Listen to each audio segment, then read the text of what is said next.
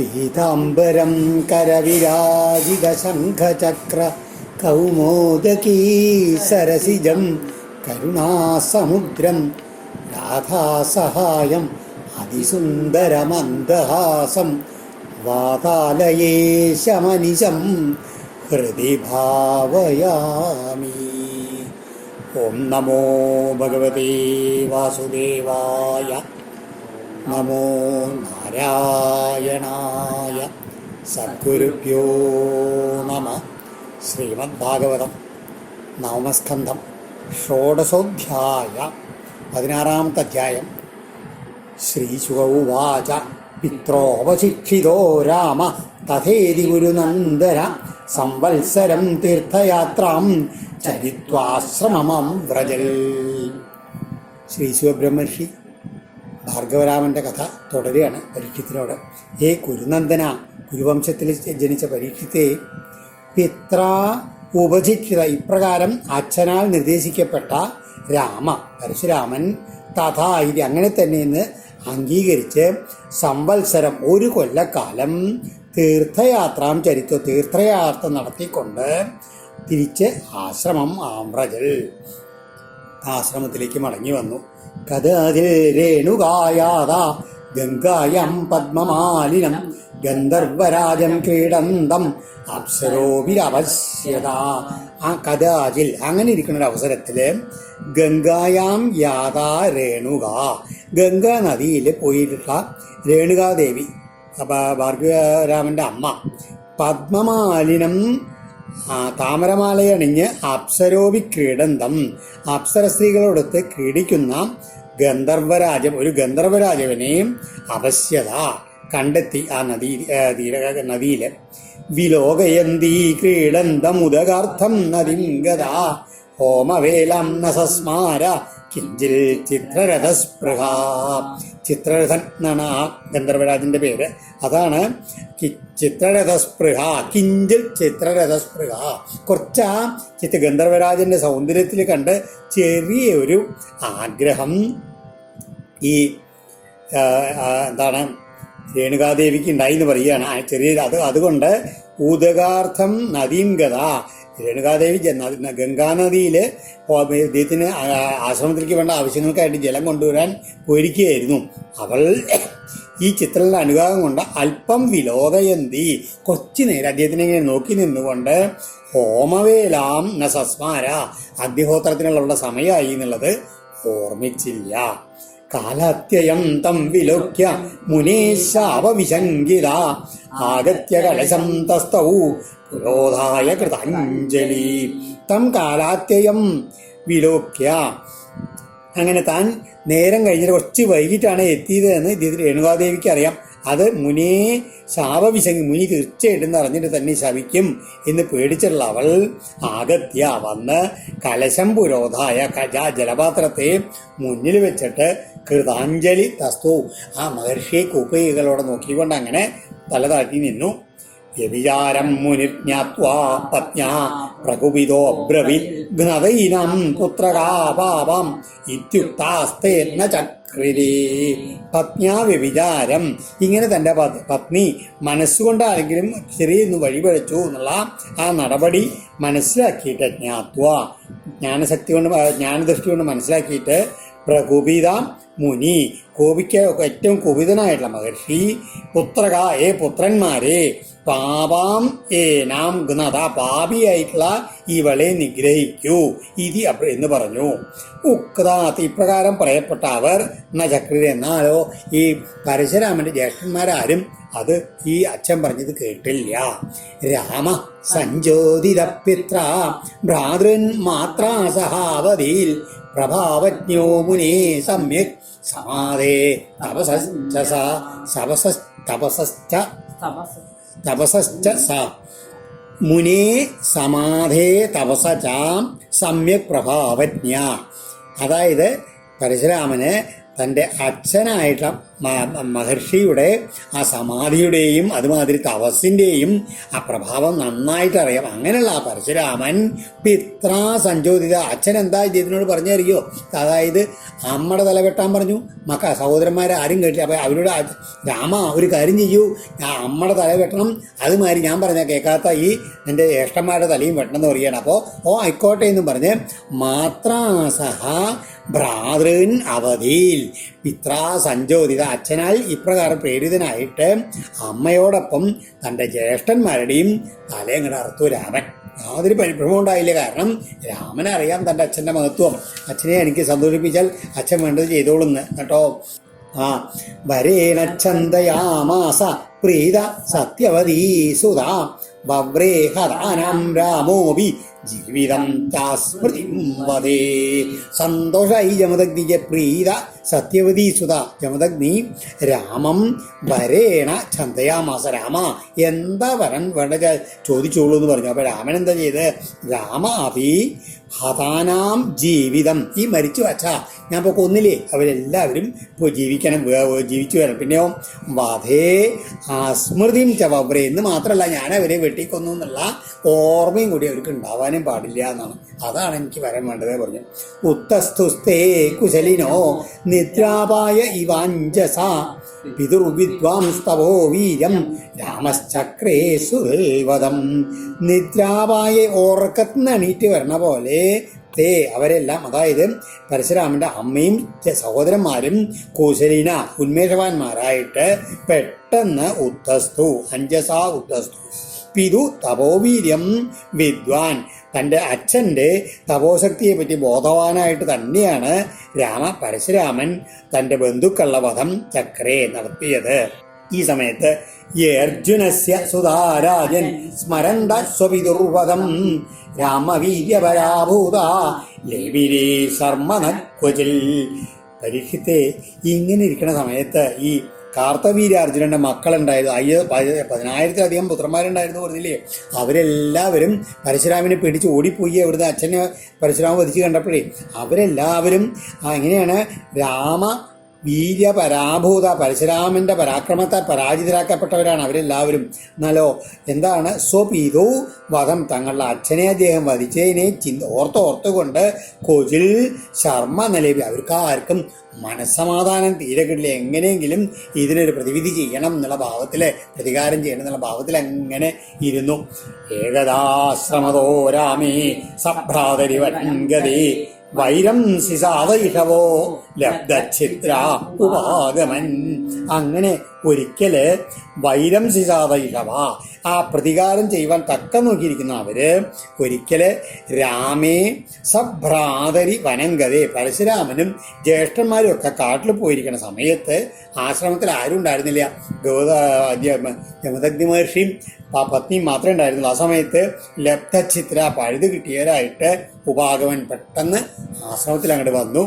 ദൃഷ്ട്വാ അഗ്നികാര ആസീനം ആവേശിതതിയം മുനിം ഭഗവത്യുത്തമ ശ്ലോകേ ജഗ്നുസ്തേ പാപനിശ്ചയ. അവര് ആശ്രമത്തിൽ വന്നപ്പോൾ എന്താ കണ്ട്? മുനിം ആജ്ഞകാരെ, ജമദഗ്നി മഹർഷിയെ ഹോമശാലയിലെ ആസീനം ഇരുന്നു കൊണ്ട് ഉത്തമ ശ്ലോകേ ഭഗവതി ആവേശിതതിയം, ആ മനസ്സുകൊണ്ടാണ് സമാധിഭാവത്തില് ഉത്തമ ശ്ലോകനായിട്ടുള്ള ഭഗവാനിലെ ധ്യാനനിരതനായിട്ട് ആണ് ഇരിക്കുന്നതാണ് കണ്ടത്. എന്നിട്ടോ അവര് പാപനിശ്ചയ, പാപം കർമ്മം ചെയ്യാൻ തീർച്ചപ്പെടുത്തിയിട്ടുള്ള അവരെന്ത് ചെയ്തു? ജഗ്നു, അദ്ദേഹത്തിനെ നിഷ്കരുണം വധിച്ചു. യച്യമാനാ കൃപണയാ രാമമാത്രാതിദാരുണ പ്രസഹ്യശിര ഉത്കൃത്യ മിന്യുസ്തേ ക്ഷത്രബന്ധവ.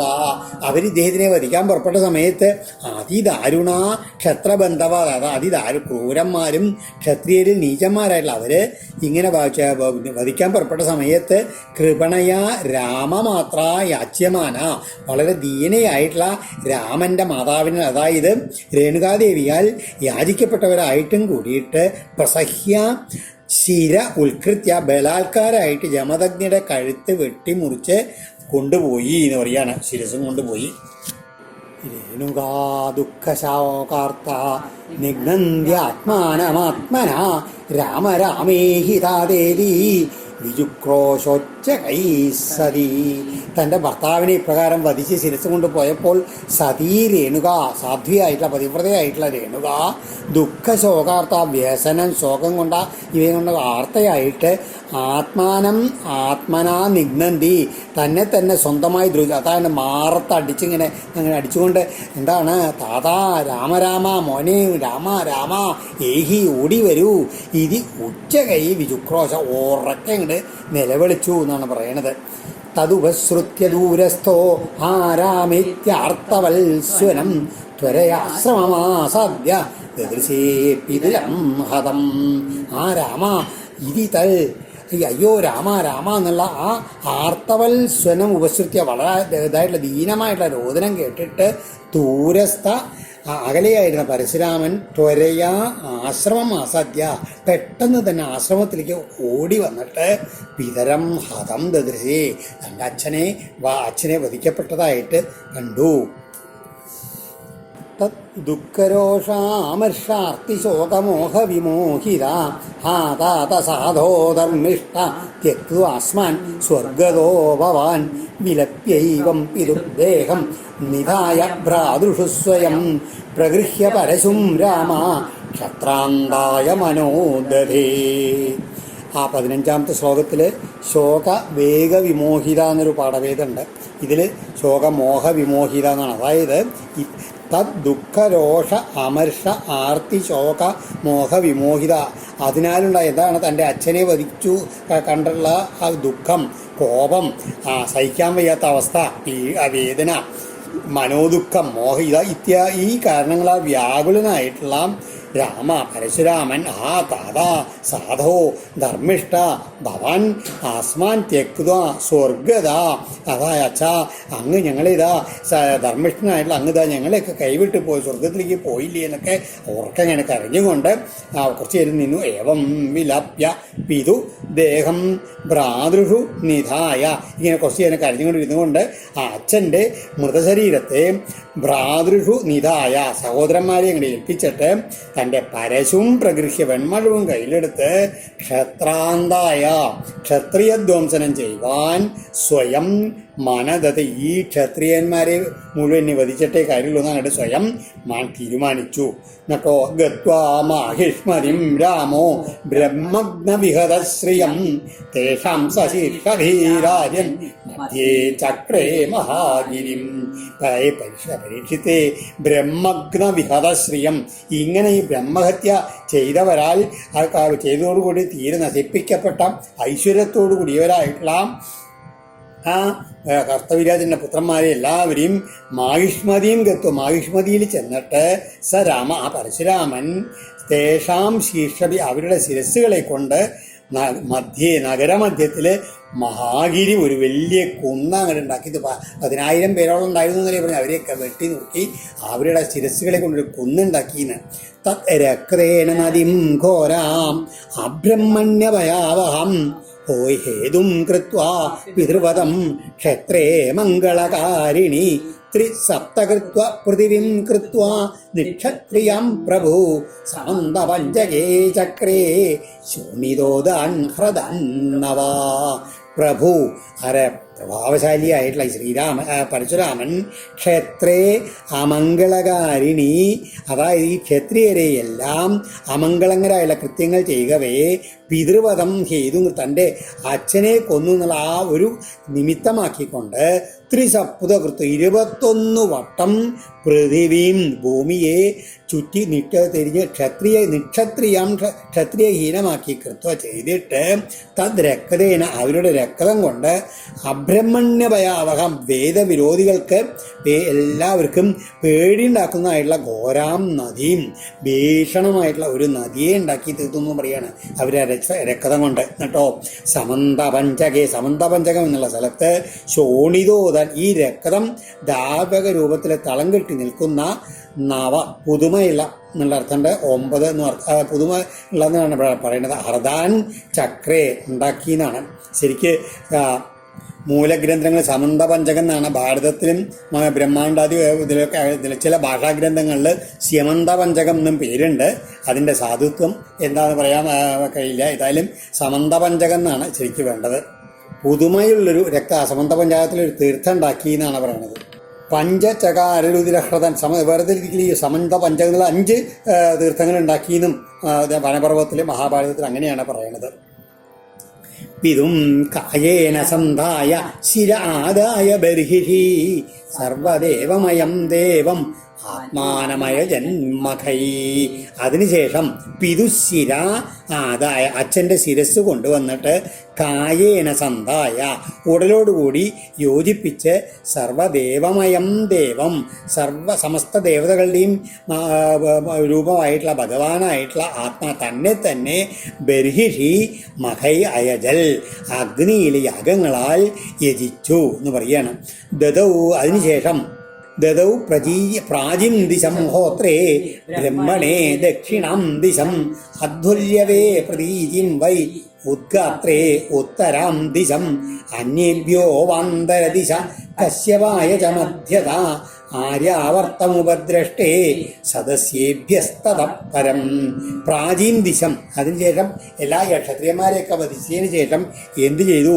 കിഴക്കൻ ദിക്കിനെ മുഴുവൻ ഹോത്രേ ഹോതാവിനും, ദക്ഷിണാം ദിശം തെക്കൻ ദിക്കിനെ ബ്രഹ്മനും, പ്രതീചിയും പടിഞ്ഞാറേതിനെ അധ്വര്യുവിനും, ഉത്തരാം ദിശം വടക്കൻ ദിക്കിനെ ഉദ്ഗാതാവിനും, അവാന്തര ദിശ ഇടയ്ക്കുള്ള ദിക്കുകളെ മുഴുവൻ അന്യേഭ്യ പിന്നെയുള്ള ഋത്തിക്കുകൾക്കും, മധ്യഭാഗത്തെ കാശ്യപനും, ആര്യാവർത്തത്തെ ഉപദ്രഷ്ടാവിനും, തതപ്പരം പിന്നീടുള്ളതെല്ലാം സദസ്യേഭ്യ ആ സദസ്സിലുണ്ടായിരുന്ന എല്ലാവർക്കും ദദൗ വൈ അങ്ങനെ എല്ലാം അങ്ങനെ എല്ലാവർക്കും ദാനം ചെയ്യുകയും ചെയ്തു ഈ ഭൂമി മുഴുവൻ.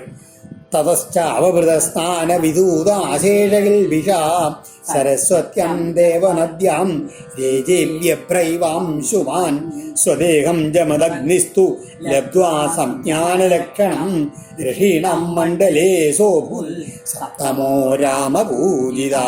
തഥാ അതിനുശേഷം ഈ യാഗങ്ങളൊക്കെ ചെയ്തതിന് ശേഷം ബ്രഹ്മനദ്യാം സരസ്വത്യാം ബ്രഹ്മനദിയായുള്ള സരസ്വതി നദിയിൽ അവഭൃതസ്നാന വിധൂത അശേഷകിൽ അമൃതസ്നാനം ചെയ്ത് ദൂരീകരിക്കപ്പെട്ട എല്ലാ പാപങ്ങളോടും കൂടിയവനായിട്ട് വ്യഭ്ര മഴക്കാറിൻ്റെ മങ്ങൽ മാറിയ അംശുമാനിവ സൂര്യനെ എന്ന പോലെ രേജേ വിളങ്ങി.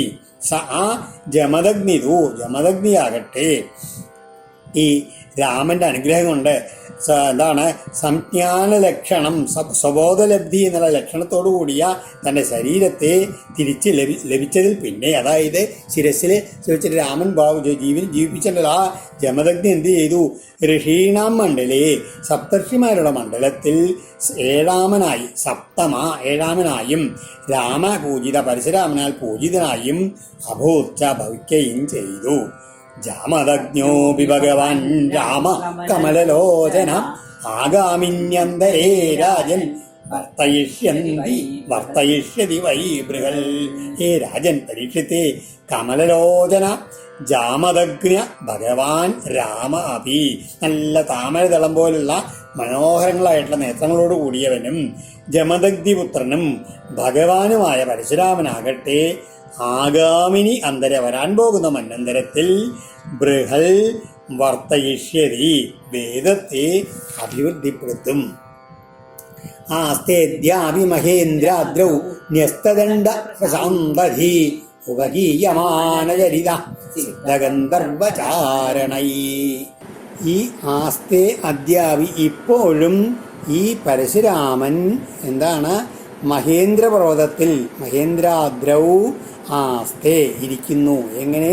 ശാന്തധി പരമശാന്തമാണ്. ആ ഉഗ്രഭാവമൊക്കെ മാറി ക്ഷത്രിയന്മാരെ വധിക്കുന്ന വിധത്തിൽ ഉഗ്രഭാവമൊക്കെ മാറി പ്രശാന്തധി ദണ്ഡനങ്ങളൊക്കെ ഉപേക്ഷിച്ച് സിദ്ധഗന്ധർവചാരണൈ ഉപഗീയമാനചരിത സിദ്ധന്മാര് ഗന്ധർവന്മാര് ചാരണന്മാരെ മുതലായവരാൽ വർണ്ണിക്കപ്പെട്ട ഗാനം ചെയ്യപ്പെടുന്ന മഹത്വത്തോടു കൂടിയവനായും ഇന്നും അവിടെ മഹേന്ദ്രപർവ്വതത്തിൽ അങ്ങനെ തപസ് ചെയ്തുകൊണ്ടിരിക്കേണ്ട അദ്ദേഹം. ഏവം ഭൃഗുഷു വിശ്വാത്മാ ഭഗവാൻ ഹരീശ്വര അവധീര്യ പരംഭാരം മോഹൻ ബഹുശോ നൃവൻ. എന്താണ് ഇതൊക്കെ? ഭഗവാന്റെ ദുഷ്ടന്മാരെ ഭൂമിയുടെ ഭാരം തീർക്കാൻ ദുഷ്ടന്മാരായിട്ടുള്ള ഇവിടെ അതാണ് പരശുരാമന്റെ അവതാരത്തിൽ അതായിരുന്നു ഉദ്ദേശം. ഭഗവാൻ ഈശ്വര വിശ്വാത്മാ ഹരി, ഈശ്വരനും ഭഗവാനും പ്രപഞ്ചത്തിന്റെ ആത്മാവുമായിട്ടുള്ള മഹാവിഷ്ണു ഏവം ഇപ്രകാരം ഭൃഗുഷു ഭൃഗുവംശത്തിൽ അവതരിച്ച് ഭുവ പരംഭാരം, ഭൂമിക്ക് വല്ലാത്ത ഭാരമായി തീർന്ന രാജാക്കന്മാരെ ബഹൂശ അനവധി തവണ ഒട്ടേറെ നിഗ്രഹിച്ചു. ഗാധേരഭുൻ മഹാതേജ സമിദ്ധൈവ പാവക തപസാ ക്ഷാത്രമുത്സൃജ്യ യോ ലേഭേ ബ്രഹ്മവർച്ചസം. ഈ ഗാധിയുടെ പുത്രിയായിട്ടുള്ള സത്യവതിയിൽ നിന്നാണ് ജമദഗ്നി പരശുരാമൻ ഉണ്ടായിരുന്ന പുത്രിയുടെ വംശമാണ് പറഞ്ഞത്. അതിനുശേഷം ഗാധിയുടെ പുത്രപരമ്പര പറയുന്നു. ഗാധേരപൂൻ, ഗാദിയിൽ നിന്ന് സമൃദ്ധിയായി ജ്വലിക്കുന്ന പാവകൈവ അഗ്നി പോലെ മഹാതേജ തേജസ്വിയായിട്ടൊരു പുത്രൻ അബൂൽ ഭവിച്ചു. യാതൊരാൾ തപസാ ക്ഷാത്രമുത്സൃജ്യ ബ്രഹ്മവർച്ചസം ലേഭേ, അതായത് തന്റെ തപശക്തി കൊണ്ട് ക്ഷത്രിയത്വം ഉപേക്ഷിച്ചിട്ട് ബ്രഹ്മതേജസ്സുള്ള ബ്രാഹ്മണനായിട്ട് മഹർഷിയായി തീർന്നു. അതാണ് വിശ്വാമിത്രൻ. നേരത്തെ പറഞ്ഞില്ലേ, ഋചീകൻ ആ അമ്മയ്ക്കും പത്നിക്കും മകൾക്ക് തൻ്റെ പത്നിക്ക് ബ്രാഹ്മണനാവാനുള്ള മന്ത്രം ചോദിച്ചിട്ടാണ് കൊടുത്തത്. അത് അമ്മ എടുത്തു കഴിച്ചില്ലേ. അതുകൊണ്ട് അമ്മയ്ക്ക്, അതായത് സത്യവതിയുടെ സഹോദരനായിട്ടുണ്ടായിട്ടുള്ള ആ രാജകുമാരൻ എങ്ങനെ ഈ നല്ല ശ്രേഷ്ഠനായിട്ടുള്ള മഹർഷിയായിട്ടുള്ള വിശ്വാമിത്രനായിട്ട് തീർന്നു. വിശ്വാമിത്രസ്യ ചൈവാസൻ പുത്ര ഏകശതം നൃപ മധ്യമസ്തു മധുച്ഛന്ദസ ഏവതേ. പരീക്ഷിതേ വിശ്വാമിത്രസ്യ ഏകശതം പുത്രാച ഏവ. ഈ വിശ്വാമിത്രന് 100 പുത്രന്മാരുണ്ടായിരുന്നു. ആസൻ മധുച്ഛന്ദസ് എന്നവനായിരുന്ന മധ്യമ നടുക്കുള്ള ആളുടെ പേര് മധുച്ഛന്ദസ് എന്നായിരുന്നു. അതുകൊണ്ട് അവരെല്ലാവർക്കും മധുച്ഛന്ദസ്സുകൾ എന്ന് പേര് ഈ 100 പുത്രന്മാർക്കും വന്നു. പുത്രം കൃത്വാശുനശേവം ദേവരാതം ച ഭാർഗവം ആജീകർത്തം സുതാനാഹ ജ്യേഷ്ഠ ഏഷ പ്രകൽപ്യതം.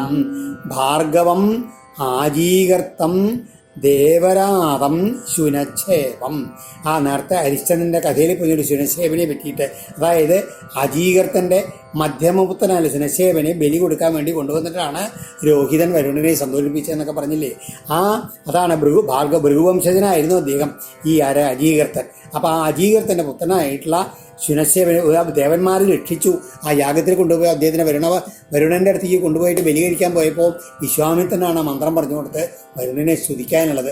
അത് കാരണം ആ മന്ത്രം കേട്ട് സന്തോഷിച്ച വരുണൻ ആ ബലി സ്വീകരിച്ചില്ല, ശുനച്ഛേപനെ വധിച്ചില്ല എന്ന് പറയുകയാണ്. അപ്പൊ അങ്ങനെയുള്ള ദേവരാതൻ കൂടി, ദേവന്മാരാൽ രക്ഷിക്കപ്പെട്ടവൻ കൂടി അദ്ദേഹത്തിന് പേരുണ്ട്. അങ്ങനെയുള്ള ശുനച്ഛേപം പുത്രൻ കൃത്വ വിശ്വാമിത്രൻ തന്റെ പുത്രനായിട്ട് സ്വീകരിച്ചു. എന്നിട്ടോ ഇദ്ദേഹം നിങ്ങളെല്ലാവരും ജ്യേഷ്ഠനാണ് എന്ന് പ്രകൽപ്യത നിങ്ങളെല്ലാവരും അംഗീകരിക്കണം എന്ന് തന്റെ പുത്രന്മാരോട് വിശ്വാമിത്രൻ പറഞ്ഞു. 100 പുത്രന്മാരോടും. യോ വൈ ഹരിശ്ചന്ദ്രമഖേ വിക്രീത പുരുഷ പശു സ്തുത്യാ ദേവാൻ പ്രദേശാദീൻ മുമുചേ പാശവന്ദനാൽ. നേരത്തെ പറഞ്ഞതിന് ഈ ശ്ലോകത്തിൽ പറയണ ഹരിശ്ചന്ദ്രമഖേ പുരുഷ പശു വിക്രീത. ഹരിശ്ചന്ദ്രന്റെ യജ്ഞത്തിന് ആ മനുഷ്യപശുവായി വിൽക്കപ്പെട്ടിരുന്ന യാതൊരു ഈ ശുനച്ഛേവൻ പ്രദേശാദീൻ ബ്രഹ്മാവ് മുതലായിട്ടുള്ള ദേവന്മാരെ സ്തുതിച്ചിട്ട് പാശബന്ധനാൽ രൂപത്തിലെ കയറിൽ നിന്ന് അതില് പശുവായിട്ട് യജ്ഞപശുവായിട്ട് ബന്ധിച്ചിരുന്നില്ല. ആ യൂപത്തിലെ കയറിൽ നിന്നുള്ള ബന്ധനത്തിൽ നിന്ന് മോചിപ്പിക്കപ്പെട്ടു. അതുകൊണ്ടാണ് അദ്ദേഹത്തിന് ദേവരാജൻ എന്നുള്ള പേര് വന്നത്. യോ രാതോ ദേവയജനേ ദേവൈർഗാതിരുതാപസ ദേവരാതൈരിഖ്യാത ശുനശേവ സഭാർഗവ. ദേവയജന, ഈ യജ്ഞശാലയിൽ നിന്ന് ദേവന്മാരാൽ യാതൊരാൾ രക്ഷിക്കപ്പെട്ടുവോ ഭാർഗവ ഭൃഗുവംശജനായ സശുനശേവ. ആ ശുനശേവൻ ഗാദി വംശജരുടെ കൂട്ടത്തിൽ ദേവരാത ഇരിഖ്യാത, ദേവരാതൻ എന്ന് പ്രസിദ്ധി നേടിയ താപസ ഋഷിയായി. കാരണം വിശ്വാമിത്രൻ തന്റെ പുത്രനായിട്ട് സ്വീകരിച്ചില്ല. അപ്പൊ ഗാദി വംശത്തിലുള്ള ശ്രേഷ്ഠനായുള്ള ദേവരാതനായിട്ടുള്ള പേരുള്ള ഒരു മഹർഷിയായി തീർന്നു. യേ മധുച്ഛന്ദസോ ജ്യേഷ്ഠ കുശലം മേലിരേന തൽ അശവൽ തന്മുനി ക്രുദ്ധോ മേച്ഛാഭവത ദുർജന. ജ്യേഷ്ഠ ഏ മധുച്ഛന്ദസ്. 100 പുത്രന്മാരുണ്ടായിരുന്നു. അവരെല്ലാവരും മധുച്ഛന്ദസ്സുകളാണെന്നാണ് പേരെന്ന് പറഞ്ഞത്. അതിൽ മൂത്ത ജ്യേഷ്ഠന്മാരായുള്ള 50 പേരെന്ത് പറഞ്ഞറിയോ? തൽ കുശലം എന്നമേനി, അതായത് നിങ്ങൾ സുനച്ഛേവനെ ജ്യേഷ്ഠനായിട്ട് കരുതണമെന്ന് അച്ഛൻ പറഞ്ഞ ഇതുണ്ടല്ലോ, അതവര് നന്നായിട്ട് ശുഭകരാണെന്ന് കരുതിയില്ല എന്ന് പറയുകയാണ്. അപ്പോഴേക്കും ക്രോധ മുനി കോപിച്ചുള്ള വിശ്വാമിത്രൻ എന്ത് ചെയ്തു? ദുർജന, ദുഷിച്ചവരായുള്ള നിങ്ങള് മ്ലേച്ഛാഭവ, നിങ്ങളെല്ലാവരും മ്ലേച്ഛന്മാരായിട്ട് ഭവിക്കട്ടെ എന്ന് താൻ അവരെയൊക്കെ ശപിച്ചു. സഹോവാച മധുച്ഛന്ദ സാർദ്ധം പഞ്ചാശതാ തഥാ എന്നോപവൻ സഞ്ജാനീതേ തസ്മിൻ ദിഷ്ടാമഹേ വയം. തഥാ അപ്പോൾ മധുച്ഛന്ദ സഹ, മധുച്ഛന്ദസ് എന്ന ആ മധ്യമപുത്രൻ പഞ്ചാശതാസാർദ്ധം അനുജന്മാരടക്കം 50 പേരോടൊത്ത്, മുകളിലത്തെ 50 പേര് വയ്യ, 49 പേര് വയ്യ എന്ന് പറഞ്ഞു. ഈ മധുച്ഛന്ദസ് എന്നുള്ള മധ്യത്തിലുള്ള ആളും ബാക്കിയുള്ള 40 പേരും കൂടിയിട്ട് എന്ത് ചെയ്തു? 50 പേരും കൂടിയിട്ട് ഭവാൻ നയൽ സഞ്ജാനീത്, അങ്ങ് എന്താണോ കൽപ്പിച്ചല്ലുന്നത് ഞങ്ങളതെല്ലാം ഉറച്ചു നിൽക്കാം എന്ന് അവർ സമ്മതിച്ചു. അച്ഛൻ്റെ വാക്കിനെ സമ്മതിച്ചു. ജ്യേഷ്ഠം മന്ത്രദൃശം ചക്രു ത്വാമൻ അന്വഞ്ചോ വയം സ്മഹി വിശ്വാമിത്ര സുതാനാഹ വീരവന്തോ ഭവിഷ്യത യേ മാനം മേനു ഗൃണ്ണന്തോ വീരവന്തമകർത്തമം ഏഷവക്കുശികാ വീരോ ദേവരാതസ്തമന്വിത അന്യേ ചാഷ്ടകാരീത ജയക്രതുമദാദയാ ഏവം കൗശികഗോത്രം തു വിശ്വാമിത്രൈ പൃഥഗ്വിധം പ്രവരാന്തരമാപന്നം തദ്ധി ചൈവം പ്രകൽപിതം. ഇങ്ങനെ ത്വാം എന്താണ്? അങ്ങയെ ഞങ്ങൾ അന്വഞ്ചസ്മഹി അനുഗമിക്കുന്നതാണ് എന്ന് പറഞ്ഞ് മന്ത്രദ്രഷ്ടാവായ സുനച്ഛേവനെ ജ്യേഷ്ഠഭ്രാതാവായിട്ട് ചക്രു അംഗീകരിച്ചു. ഹേ കുശിക, അല്ലേ കുശികന്മാരെ, ഈ ആരൊക്കെയാണോ എൻ്റെ അഭിമാനത്തെ കാത്തുരക്ഷിച്ചുകൊണ്ട് അനുഗൃണ്ണന്ത മാം വീരവന്തം അകർത്ത, എന്നെ വീരപുത്രനാക്കി ചെയ്തത് ആ ഭവാന്മാർ ഈ വീരനായ ദേവരാധ നിങ്ങളുടെ ദേവരാധൻ നിങ്ങളുടെയാണ്. തം അന്വിത, അദ്ദേഹത്തെ അനുസരിച്ചാലും എന്ന് വിശ്വാമിത്രൻ സുതാൻ ആഹാ, വിശ്വാമിത്രൻ പുത്രന്മാരോട് നിങ്ങളുടെ ജ്യേഷ്ഠനായിട്ടുള്ള ആ ദേവരാധനെ അനുകരിച്ചുകൊണ്ട് അദ്ദേഹത്തിനെ അനുസരിച്ചുകൊണ്ടും അദ്ദേഹത്തിൻ്റെ കൂടെ കഴിഞ്ഞോളൂ എന്ന് പറഞ്ഞു. അങ്ങനെ അഷ്ടക ഹാരീത ജയക്രതു മത അഷ്ടകൻ ഹാരീതൻ ജയൻ കൃതുവൻ മുതലായിട്ടുള്ള വേറെ ചിലരും തസ്യപുത്ര, ഈ വിശ്വാമിത്രന്റെ പുത്രന്മാരാണെന്ന് പറയുകയാണ്.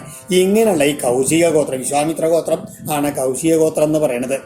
ഏവം ഇപ്രകാരം വിശ്വാമിത്ര സന്തതികളാൽ പൃഥഗ്വിധം പലവിധമായിട്ട് തൈഹി അതുതന്നെ പ്രവരാന്തരം മറ്റൊരു പ്രവരമായി ആവന്നം സംഭവിച്ച് ഏവം വികൽപ്പിതം ച ഇപ്രകാരം സങ്കല്പിക്കപ്പെടുകയും ചെയ്തു വരുന്നു എന്ന് പറയുക. അതാണ് ഇങ്ങനെ ഈ വിശ്വാമിത്രൻ്റെ ഈ 100 പുത്രന്മാരും അവരുടെ സന്തതി പരങ്ങളെല്ലാവരും കൂടിയിട്ടാണ് വിശ്വാമിത്ര ഗോത്രം എന്ന് പറഞ്ഞ വളരെ ശ്രേഷ്ഠമായിട്ടൊരു ഗോത്രം ഉണ്ടായി. ഓം ശ്രീകൃഷ്ണാർപ്പണമസ്തു. ഇതി ശ്രീമദ്ഭാഗവതേ മഹാപുരാണേ പാരമഹംസ്യാം സംഹിതായാം നവമസ്കന്ധേ ഷോഡശോധ്യായ സർവത്ര ഗോവിന്ദനാമ സങ്കീർത്തനം. ഗോവിന്ദ ഗോവിന്ദ.